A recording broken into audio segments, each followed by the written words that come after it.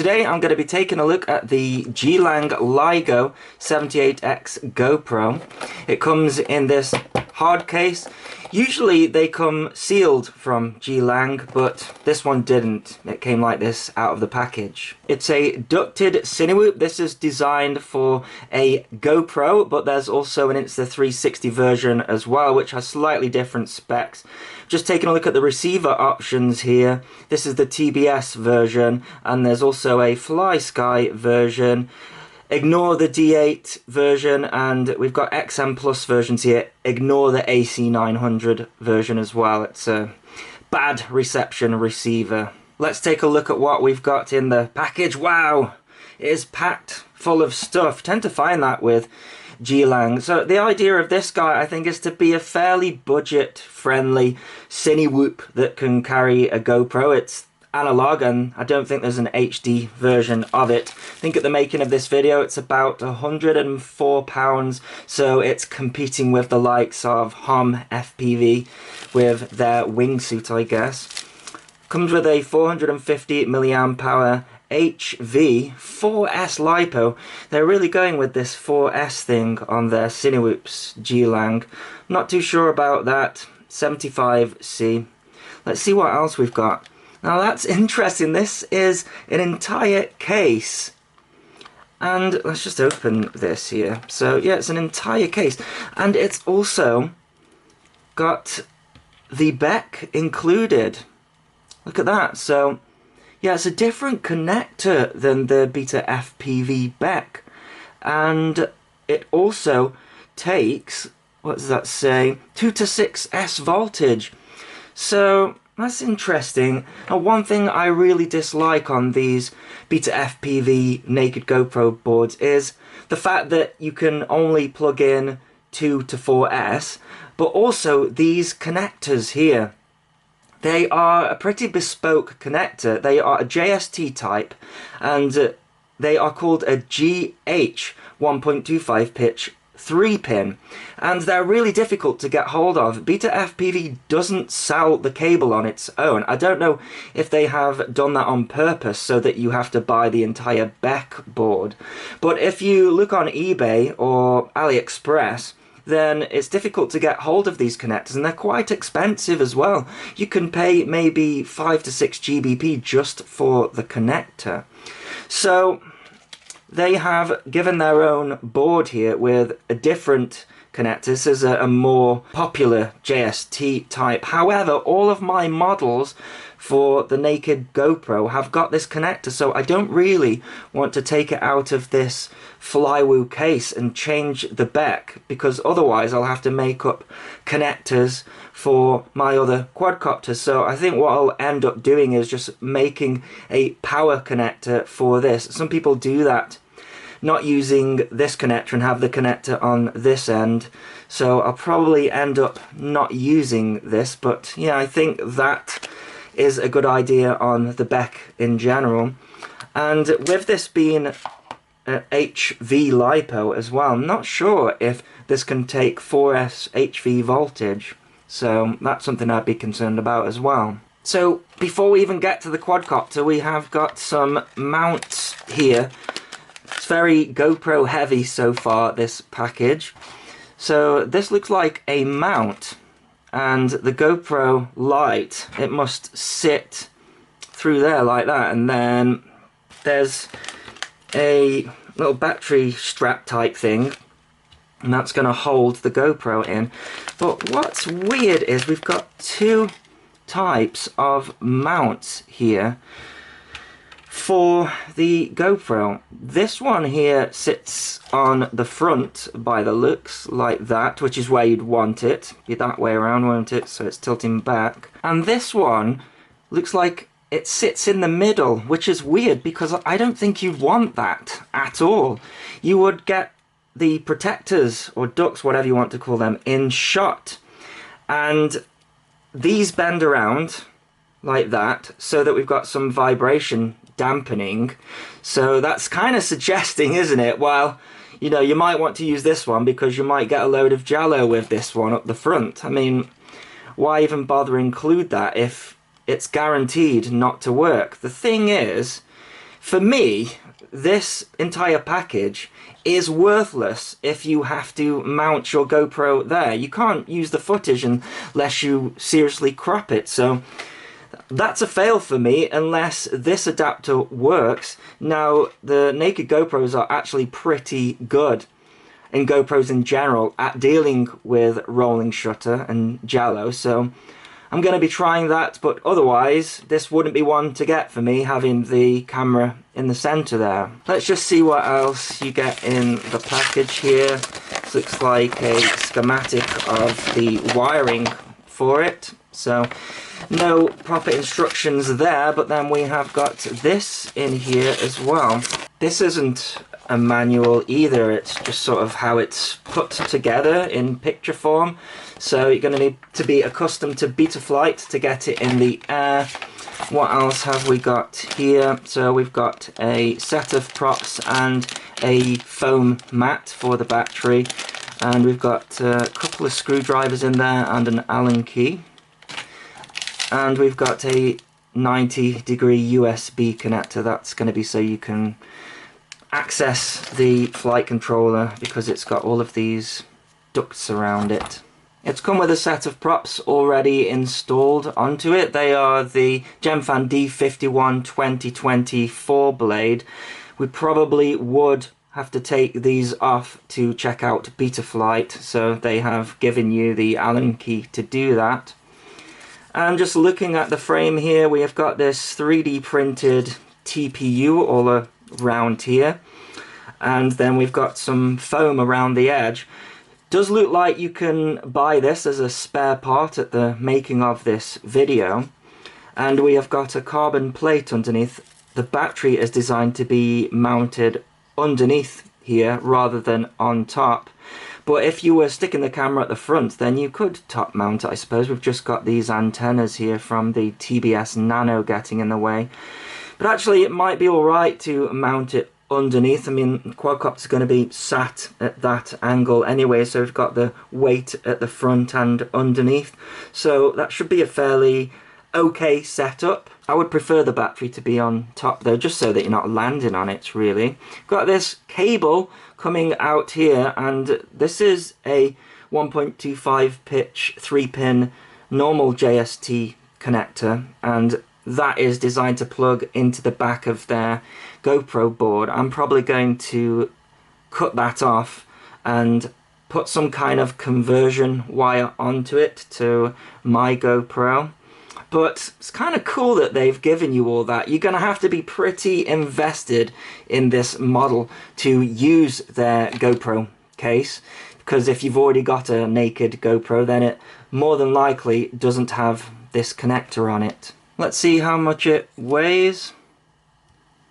So that is 90.6 grams, and then with the battery, that is 143 grams, and with the GoPro camera, so that's 172 grams. So it's easily going to be under 250 grams if that is important to you. The motors are G-Lang branded 1204 5000 kV, so they're a lower kV to cater for that 4S voltage. And the stack, there's a bit of conflicting information on the website about this. So underneath this carbon plate here, I can see a 16x16 ESC, so it's a 4-in-1 ESC, and it says that it's a 13 amp continuous with a 15 amp peak of 5 seconds. It doesn't say whether it's BL Halley S or BL Halley 32. I'm gonna guess that it's BL Halley S. And then for the flight controller, it says it's an F4 flight controller with built-in 12 amp BL Halley S ESCs. So that would be a bit of a waste if they had done that. So maybe it's just a miscommunication on Banggood's website. Then the camera, it says, is the Cadex Ant Nano camera. Comes with a little cap on there. And it looks like it is mounted in TPU from what I can see. We can change the angle of it from flat to all the way up if you need to, but of course with this being a Cinewhoop, then you want a fairly shallow angle on it. Can't see that it says Cadex Ant on the back there, but well, I guess I'll have to take their word for it. The VTX is in the back here, and it's switchable up to 200 milliwatt. We've got a linear antenna just sticking out here. 200 milliwatt, not really that powerful again for something that's available with Crossfire. I mean, really, you are only going to get the distance out of like an XM Plus from 200 milliwatt, which is, you know, just under a kilometer, and that's if you don't have any objects in front of you. I found that with 200 milliwatt at 200 meters, if you go behind a tree, then you will get a failsafe from an XM Plus and your video will almost cut out. So, not sure about the Crossfire option on there, but I use Crossfire, so I'll give it a go. The nano receiver is underneath there, and because it's Crossfire, I don't need to press the bind button, but there are some gaps in here if you had the XM Plus version and needed to press the bind button. Otherwise, you'd have to take this plate off, which looks like it goes all the way through the stack, so I wouldn't recommend that.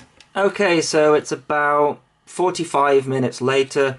I've got the GoPro mount screwed in here. You need the two screwdrivers because if you just try to screw these in from the top, then these start to move and you don't make any progress, so you need a screwdriver each side. Not too fond of these little screws, but they do the job. They give you some longer screws so that it goes through these standoffs here at the front.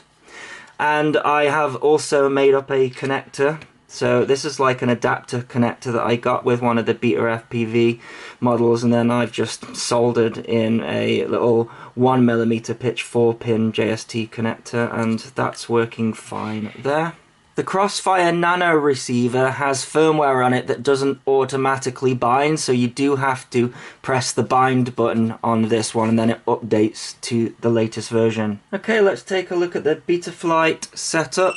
Oh, just plugged the quadcopter in and we've got a physical beeper in there, so that's how we find that out. It must be buried in there somewhere. It's not very loud.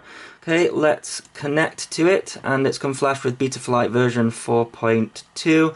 Check out the ports tab. So we don't have any spare UARTs. We've got the TBS Nano on UART 2, and we have got the Tramp protocol on UART 1. Let's go into the configuration. So we have got a props in configuration, which is important to remember if I break a prop.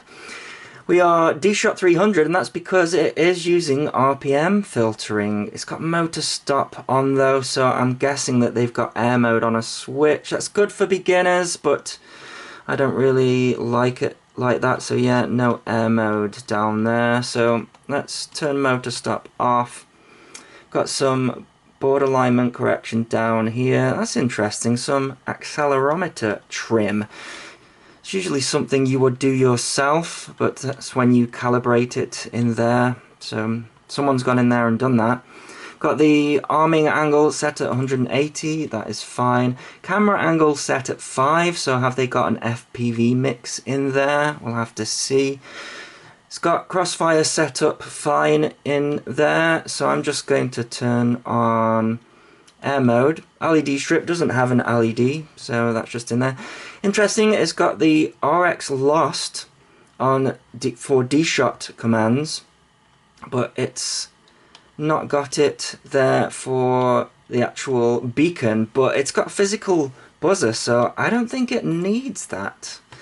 Okay, so I'm going to save and reboot that and reconnect to it. Let's go into the power and battery. That's just stock, so let's go 3.3 on there and save. Let's go into the PID tuning. So it looks like we have got profile 1. Is that all just...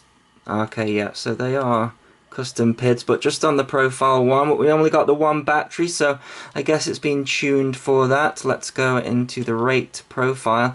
It does have a rate profile on there, and yeah, it's quite docile actually. Yeah, I think I'd be okay with that. Have we got some other profiles? No, that's all just stock in there, so I might go with that actually. We don't have a throttle limit or anything like that. I think somebody mentioned they wanted to see the filter settings. So there you go, I don't really mess with those, but there you go. Let's go into the receiver tab, and I'm going to need TAER, and the RSSI channel, I'm going to have to turn on my Radio Master, and I've already bound it up, so I think I might have to, no, we don't need to put a battery in there. So yeah, I've got my link quality on the auxiliary 4, so let's stick that on there and then press save. And I'm just going to put a bit of dead band in there as well. Okay, so let's check out the modes tab. We have got arming on auxiliary 1, that's where I'd have it, and then we've got angle mode here. I'm guessing that's where air mode would have been, somewhere there, but I'm going to go just angle on the aux 2. That's where I would have it, but I just have it there, so we've got acro over there. Beeper on the aux 3, yeah, I would have that there, and then yes, they've done this thing again, FPV angle mix. I would just get rid of that. That's just, you know, you're just encouraging a bad habit there, relying on this, changing the way the quadcopter flies. Just learn how to fly properly when you change the camera angle. Get rid of that. Flip over after crash, I'd also get rid of, although, yeah, we've got these protectors on here, and we've got the GoPro camera on there, so it's unlikely to get stuck, but I fly where there's long grass, so we don't want any ESCs burning up there. What have we got here? User. I wonder if that is to start and stop the video recording. I haven't hooked that up, but that might be there to start and stop the video recording on your naked GoPro. But I'm going to get rid of that because, well, I don't have it, so I don't want it causing any problems. On-screen display, let's see. Oh, yeah, it's all looking okay. I would just get rid of the average sal. Get rid of the crosshairs, they're quite distracting. Get rid of the disarm, so that's quite good for beginners. I get rid of the warnings, and I think I would need to put in the RSSI, yeah, so that is here, and that's just fine to leave there, isn't it? It's nothing, it's not covering anything up. Yeah, why not? So save that, and into the video transmitter. Let's see what, so it's a 200 milliwatt VTX, however, they haven't catered for that. It's just stock values in here, so it's anyone's guess as to which power level is actually 200 milliwatt. I would just go with the highest one. That is the Betaflight setup. Okay, let's go for a line of sight flight with this guy. Oh, it's noisy. It's really noisy. So the sun is out, and I've actually got the camera recording because this might be the only opportunity I get to see if there's any jello coming through to that GoPro camera. I'm running it at a high volt, and it doesn't seem to have blown the back on the Beta FPV board, so that's a good thing. Man, this thing is so noisy. You would upset a lot of people indoors. It's tiny though, so you know, as long as you've got permission and you don't care about noise, and if that GoPro footage comes through nice, then it could be a contender. But if the GoPro footage is rubbish, then definitely not a contender. Move on. That's what I'm gonna say about that. Let's go into acro mode. Whoa, listen at that. I can hear voltage sag. I don't know why G-Lang are going with this 4S tiny battery thing. Well, maybe it's just a lack of power in general, actually. It's hard to tell because the thing is revving so high. Might have to shout over myself getting knocked around by the wind. I mean, not really a machine for doing acro anyways, this one. It's doing it line of sight.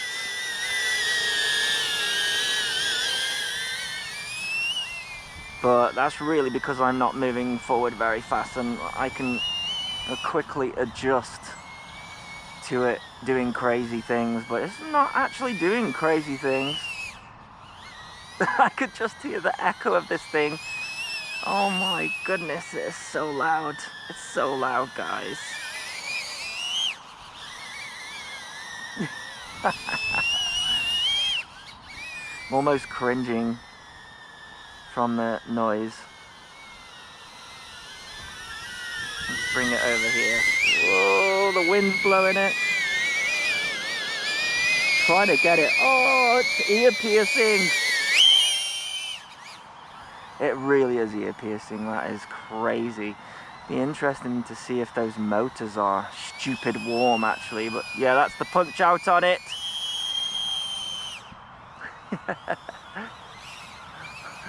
The dogs are all barking in the houses.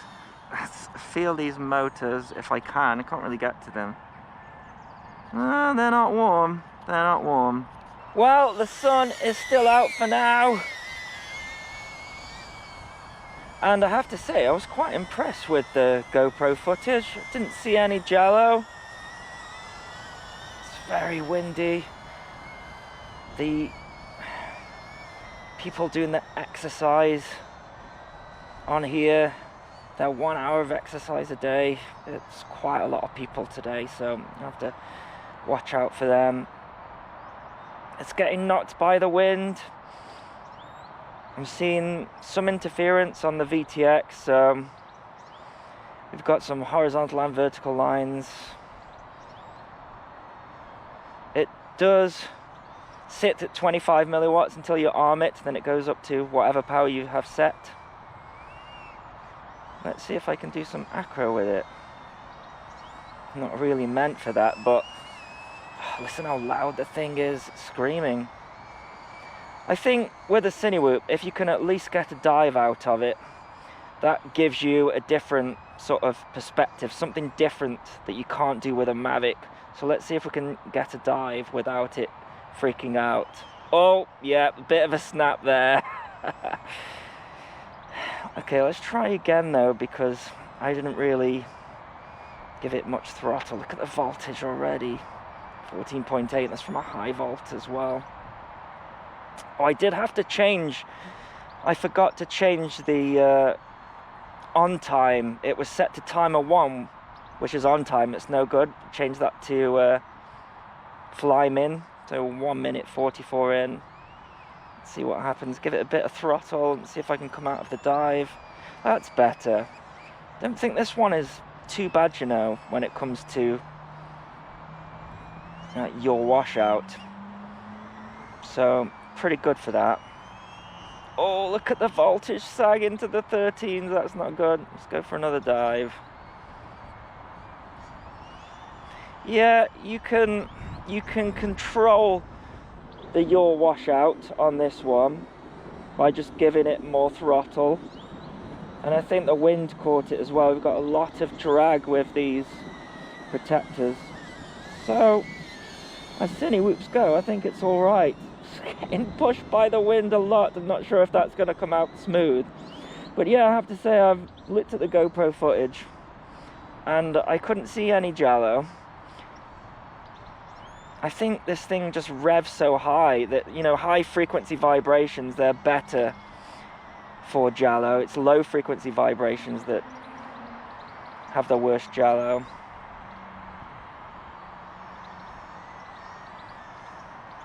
But if you were using a Hero 6 and relying on that gyro for stability, you know, with real steady go, I can't confirm whether, you know, that will cause any problems, because this is a Hero 7 with hyper smooth and not really supported by real steady go. Oof, it's really getting pushed around by the wind. Not really designed to be flown in wind or outside at all, but I wanted to make sure that we weren't going to get any jello from the thing. Fairly short flight time, even when charged at a high volt. It's at about 3.5 minutes, and we're showing 13.9 volts. So I'll come in for a landing. That is my review of the G-Lang Ligo.